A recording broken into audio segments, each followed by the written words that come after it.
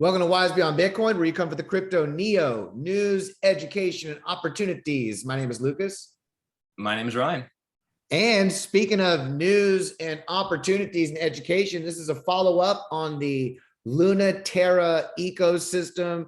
As you may be familiar with the UST stablecoin debacle, we actually made a video on that 2 weeks before the exploit, and it's done a lot to the crypto community and to DeFi. We'll talk about that. We're also going to talk about some other issues that are going on in the Luna Terra ecosystem, some other DeFi exploits, but it's not about just news and education opportunities. It's also about research and doing your own research, because what it isn't about is financial advice, commercial advice, legal advice. We're just education, entertainment, sharing our perspectives in this new emerging technology. If you like this kind of stuff, learning about it, enjoying the opportunities, the airdrops, the tutorials, we've got playlists to walk you through it all, how to get started with the Web 3.0 wallet, NFTs, secret NFTs. That's right. There are blockchain networks that have privacy. We look for innovation all over the blockchain. And the opportunities to share them, but we also look for things outside of crypto and how it relates. So we also have a playlist on the macro outlook, and we've got some information on that coming soon. That's right. Yeah, we're about to shoot that video shortly. But before we do that, we're going to talk a little bit about Mirror Protocol. This is it's an application. It's a protocol on Luna Terra. And it is about, this is a place to come to mint and trade synthetic assets. So this would be like synthetic digital blockchain versions of traditional assets, whether they be the gold or dollars or stocks. So and you can see that there's Mirror Bitcoin, other Mirror crypto assets, as well as the stocks and things like that. I believe there was probably even an inverse play too, right, where you can kind of short these assets as well, I imagine. So yeah, the big story here is that there's really been two exploits, right? There's one that we kind of heard about first about a week or two ago, and then there was one more recently dealing with a mismatch with the Oracle, a price mismatch. So we're going to kind of unpack what these exploits are about, and then draw some conclusions really about what's going on with DeFi in general and kind of the broader space.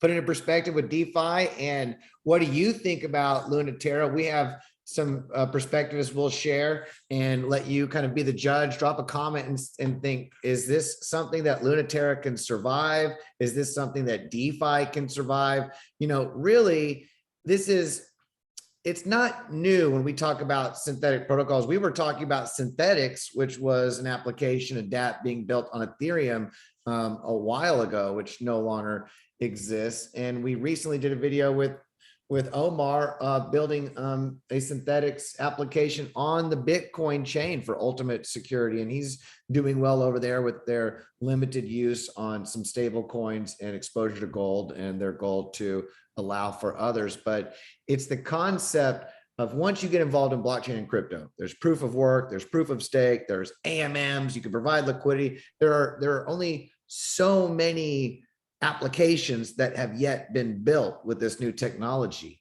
And one of those applications, using oracles and price feeds and being able to lock in collateral, one of these are these synthetic asset minting applications. And so I guess what we're starting to learn, as we did on Luna Terra, the UST exploit that we talked about, didn't see that it was so close to happening, and how practical imminent it was, right? Imminent, right.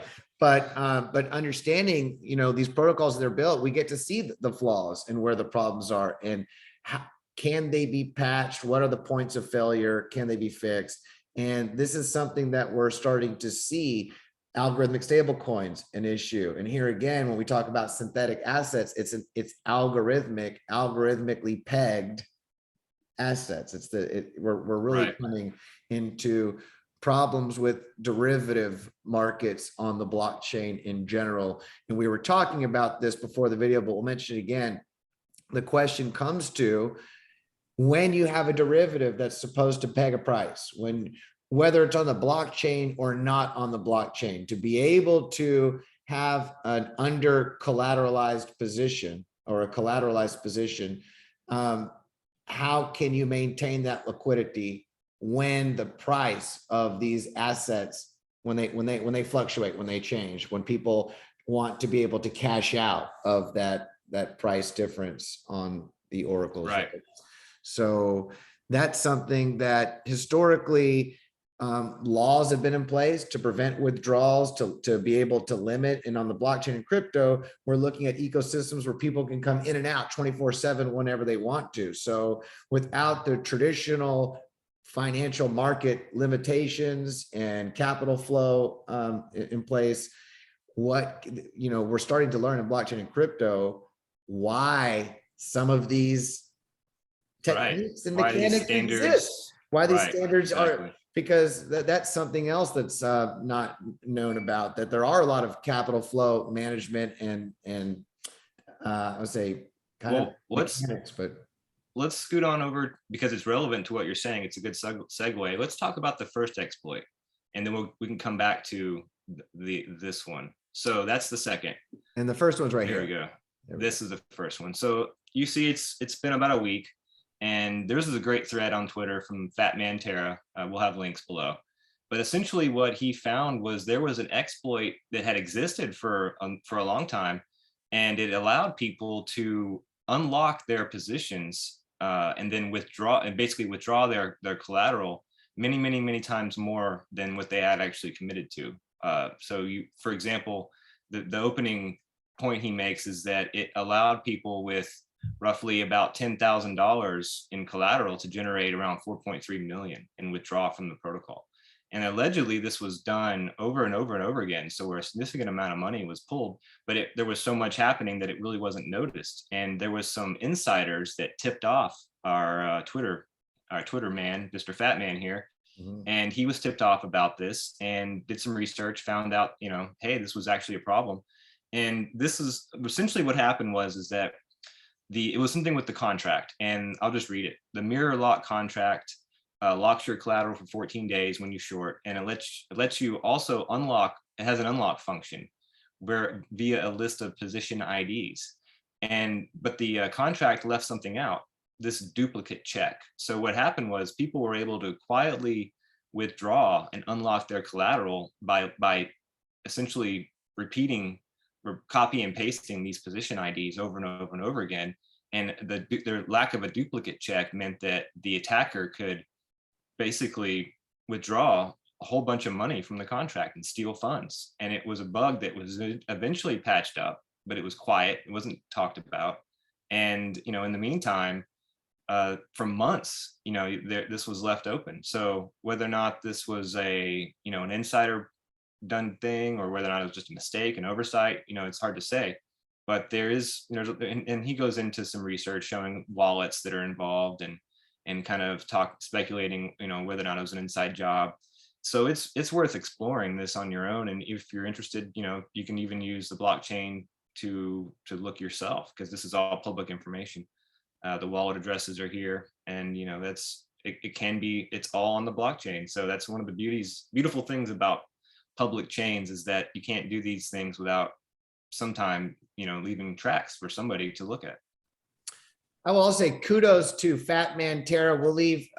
We leave all links below for you to do your own research, and just give him a support, follow him. He is just really a pioneer in uncovering what's going on with the Terra ecosystem, and continues to stay abreast to keep it healthy. I mean, really, he's out there finding issues that can be fixed and sending it out to the dev teams. And his goal, he's mentioned, I don't know if I can find it in one of these threads, but his ultimate goal is to see the chain return to health, and to see the Luna community, those who are in the community and support the growth of blockchain, continue to move on past the issues. Because really, right. I think that's what a lot of people would like to see in whatever community you're with. When there's a problem, you fix it, you find out what the issue is, and you move on. There's even something called Ethereum Classic, if you haven't heard, right?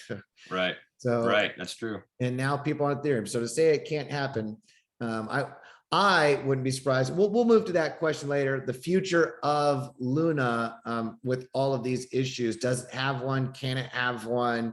But right now, this is just to show you that UST, the algorithmic stablecoin, it's not the only application on Luna in the world of DeFi that's having issues. So there's that one. And then here's another one that I guess a crisis was averted recently, but it allowed people to taking advantage, I believe, of a delayed pricing. Yeah, a pricing error. So you had a good article you shared, and explains essentially that there was a pricing error for Luna Classic, and it basically priced Luna Classic at the low rate of 0.000012 as the protocol was launching Terra, with relaunching it, right? And then that was supposed to be at $9.32. So there was this big gap between the oracle and the actual token, and by that existing, you were able to deposit collateral and then mint and withdraw a whole bunch of money and essentially buy something at a low rate, sell it at the market rate, and capture that difference. Great explanation. And I'm just looking at, again, this article that we pulled up to talk about this. It also references FatManTara, his Twitter, and says that the whistleblower, Terra community whistleblower on Twitter, pseudonymous Fatman, warned that the mirror exploit will affect the other M asset pools. It's great in the talk of regulation, and we'll talk more about regulation as that continues to be a topic moving forward with blockchain and crypto in different nations. But we have found and continue to find that those people that are best qualified, at the moment, those people that are the best qualified to find the problems and the issues, they often are coming from people within the community. That's one of the benefits of blockchain and crypto, despite the issues that we do have right now and are finding in DeFi with pricing oracles and other stable coins, codes, bugs in the code that can be exploited. Shucks, I forgot where I was going with that. You're saying that the people in the communities are often the ones at the forefront of finding these problems. Because it's a new technology that's so nuanced, it's so new and emerging that, who are you going to go to when your car is breaking down, except for the few people that learned how to build cars and are working on cars? You can't go to the horse and buggy industry and be like, my car is broken down. You guys have been fixing horse and buggies forever. Fix my car for me. You can walk around it, look at it, and mandate mechanics do something. But there are only so many people that understand how this blockchain technology works, how to even go through chain analysis and to do this. So it's really, I will say that despite the hiccups and the problems in any blockchain community, you often find that there's a strong, vibrant ecosystem or a group of people there that are really keeping these things alive, despite whatever regulation does or doesn't exist or is coming about or will come about, that whatever bad actors exist, if there is a way for them to be discovered in these communities, they are often outed. And I would say at this point, it would be great to see people in positions of these regulatory agencies to say, oh, look what happened over here with UST, or look what happened over here with Mirror. They've got the tools for chain analysis. They've got the connections at centralized exchanges, Coinbase and Binance. They could at the, you know, name some names, right? Find out who it is and make an article, publish it, you know, SEC. Right. We find out that the group or the people behind this were this people. We follow their chain and make a big article publishing, you know, exactly how it went down. It would be great to see more of these people being exposed. And okay, so why is this just a quick look at the Terra Luna ecosystem, even though we're talking about an exploit on Mirror Protocol, and we've talked about UST and other issues with Anchor. At the end of the day, when you look at crypto and blockchain, there's only so much development on blockchains. There are only so many applications that exist, and throughout that, all of that investment, all of that high run up with the UST stablecoin glory days, it attracted a lot of developers. It attracted a lot of development.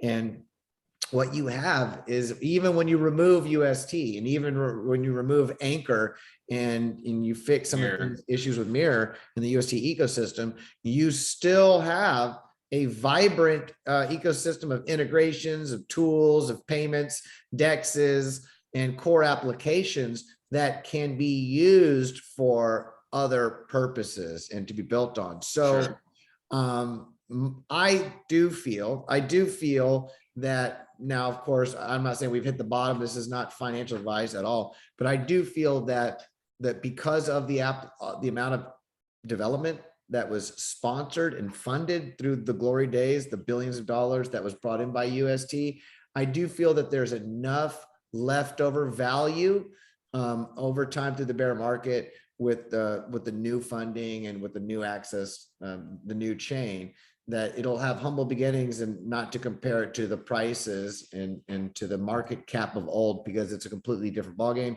But I do feel that despite these exploits and these problems, which we find in applications on blockchains everywhere, I do feel that at the end of the day, that they will survive. And probably being a member of the IBC, and this is another reason I have this up, is not to forget that it's not some random standalone blockchain with its own programming language. It is a blockchain that's connected to the Cosmos Tendermint ecosystem, which continues to make collaborations with Ethereum, EVM chains, Polkadot. More interoperability is coming to the IBC ecosystem. So I think there's a value having all those applications that are already built and loaded and connected. So we'll see what happens. That doesn't mean that the opportunity is now, but put on your radar, do your own research. And I feel that we've covered this little exploit. So. Anything else you want? Caught you up on Mirror and what's going on there. You know, I don't have a whole lot to add. I'm not quite as optimistic about Luna Terra, mostly because I feel like money's probably flowing out of DeFi and will continue to in the short term. Whether or not it stays around long term and has a future, that, you know, I'm not positive about that. Short term, I'm more pessimistic. But I do think that a lot of the names that are around right now might not be around in a few years, and that if DeFi survives and, you know, lives up to its potential, and I feel like it could be protocols we haven't even heard of yet potentially. But I am bullish on the IBC. It could be just my bias, but I do think they're building some innovative things in that ecosystem. So you're right that, you know, being plugged into the IBC is definitely a thing that helps Luna Terra going forward. I'm just I don't know. I'm just kind of unsure about. I think this has been I think trust in the protocol has been shaken so much that it's an open question to me that, you know, what happens going forward. I do think that anything Do Kwon touches will be viewed as skeptical. So him, you know, parting ways and turning the reins over to other people, I think that's necessary for this to survive. But yeah, to me, it's an open question. But I do wish all lunatics, you know, the best. I'm not, you know, I don't want to see anybody, you know, I don't want to see anything, you know, fall apart just because I'm not, you know, a part of it. It's just, I'm just skeptical. We'll see. I agree. And I agree with what you said with the regulation that's already happening and on the way. That's just necessary to come into anything financial, decentralized or centralized, doesn't matter, that it's going to change the ecosystem, and we will see a lot of projects disappear due to exploits, them not working, and due to being phased out from regulation. I think that the landscape throughout this bear market is just going to change. Those opportunities that existed in the past won't exist in the future. So we'll see. I agree. What do you think? Will Terra survive the bear market, and will the applications of the community survive? Do you think that the exploits and the UST debacle and Do Kwon killed it, ruined it, and it will never come back? Or do you think that it's a blip, and sometimes, what do they say, bad news is better than no news at all? And is it possible that this has just brought more attention to the Terra blockchain that ever existed stronger or in blockchain for name recognition, so that 2 or 3 years later, after it's been through some court, SEC, Do Kwon's been, the whole thing's been dealt with, now people will feel even better about it because it's been through some stuff, and we'll see. That could be. We'll see. But give your thoughts below. We'll have videos on Let's talk about it in the meantime, before that. And until the next time, subscribe, notification bell, thumbs up, all that good stuff. And if you're one of those whales that just loves learning about blockchain and crypto and hanging out with us, you want to support the desk lamp and the great paint on the walls, well, those addresses below. Keep it going. So we appreciate the flow. Until the next time, have a beautiful day. Namaste, y'all. Thank you.